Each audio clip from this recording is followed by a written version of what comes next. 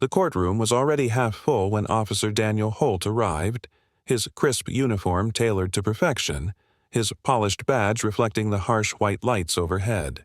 He walked in with the same swagger he'd carried for years. A man convinced the system bent around him. Everyone knew him in the precinct. They said he had a record for getting things done, though most whispered it meant cutting corners and burying complaints. He didn't care.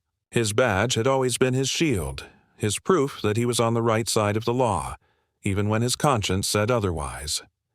He adjusted his cuffs, nodding at a few familiar faces as he passed the benches. Reporters were there, scribbling notes, some glancing up with recognition.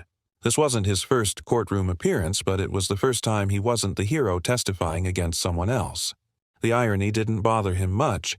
He'd been here so often he almost felt at home. What was one more case?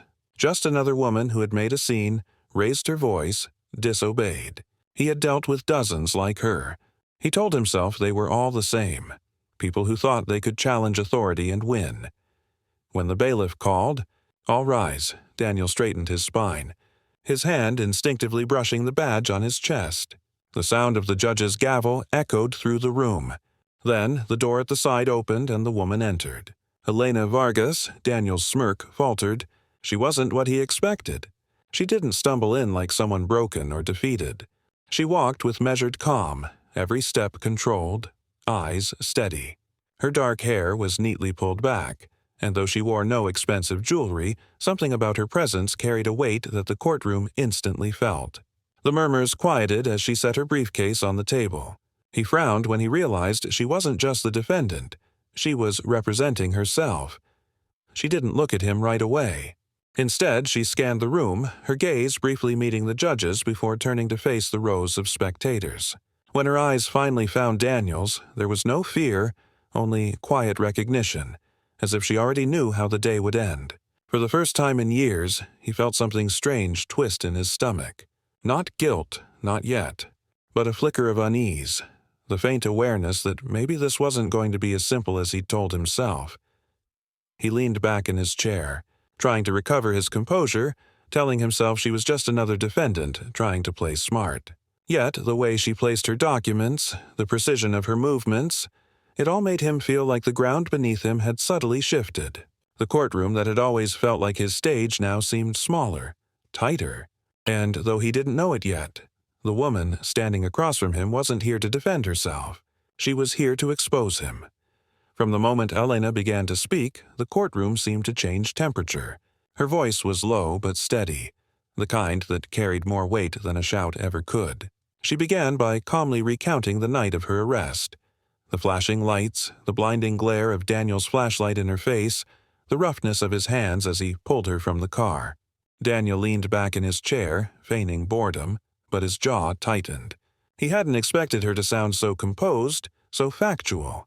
He thought she would plead or cry or try to twist the story. Instead, she built it like a case brick by brick, patient, precise, deliberate.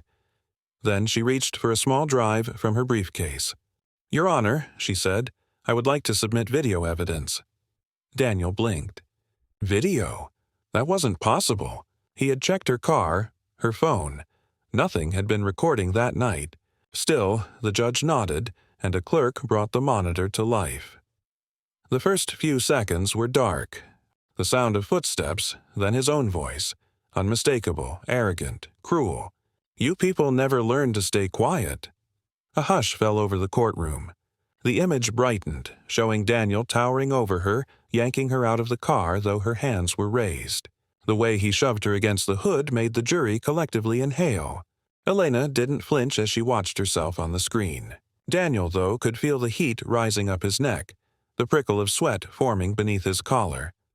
His lawyer shot him a desperate glance, whispering something like, "Did you know about this?" Daniel's eyes darted toward the jury. Their expressions were turning. The quiet respect he had once commanded was gone. Now they looked at him like a stranger, like a monster hiding behind a uniform. Elena continued her statement. This wasn't the first time Officer Holt crossed the line. It was simply the first time someone recorded him. Her words landed like hammer blows. She spoke of others who had filed complaints, of reports that had mysteriously vanished, of witnesses who had been too afraid to speak. As she spoke, her voice began to tremble, not with fear, but with fury controlled by willpower alone.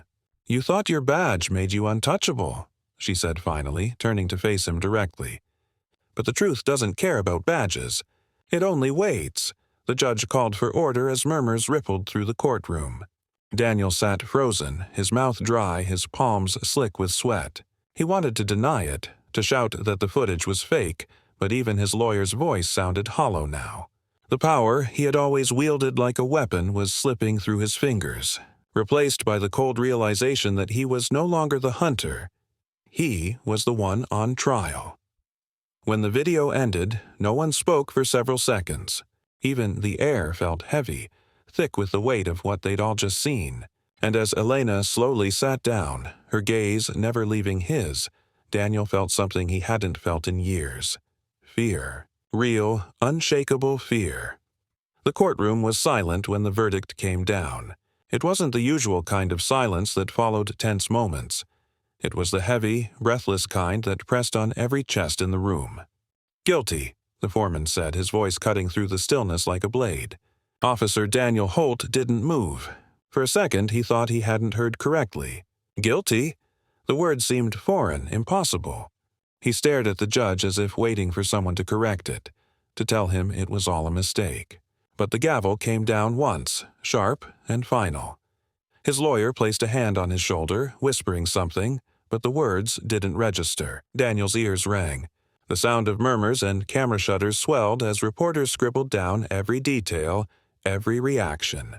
The judge's voice continued, listing the charges: falsifying reports, assault under color of authority, obstruction of justice. Each phrase felt like a blow, stripping him piece by piece until all that remained was a man. Not a cop, not a protector, just a man cornered by his own arrogance. Elena stood across the room, gathering her documents with steady hands. There was no triumph on her face, no satisfaction, just quiet exhaustion, as if she'd carried a burden too long and had finally set it down. When she turned toward him, their eyes met for the first time since the verdict. Daniel expected anger, maybe vengeance, but there was none. Only the calm of someone who had stopped being afraid. That, somehow, cut deeper than any accusation. As two officers approached to escort him out, Daniel's legs felt heavy. He stumbled slightly when they took his arms, and the cold metallic click of handcuffs around his wrists echoed louder than it should have. He glanced down at his chest, at the space where his badge used to shine.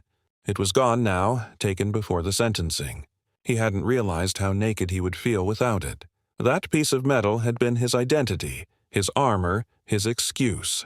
Without it, he was just another man who had thought power meant protection from consequence. Elena walked past him toward the exit. The crowd parted for her without a word. As she reached the door, Daniel's voice cracked through the quiet. "You ruined my life." She stopped but didn't turn. Her reply came soft, almost sad. "No, Officer Holt, you ruined it yourself. I just showed them how." Then she was gone. Outside, flashes exploded, microphones thrust forward, but Elena kept walking, her eyes on the courthouse steps, her expression unreadable. Behind her, the doors closed, and the sound of chains clinking faded into the distance. The man who once believed he was untouchable was now a headline, a cautionary tale. And the woman he'd tried to silence had become the voice that finally made justice heard.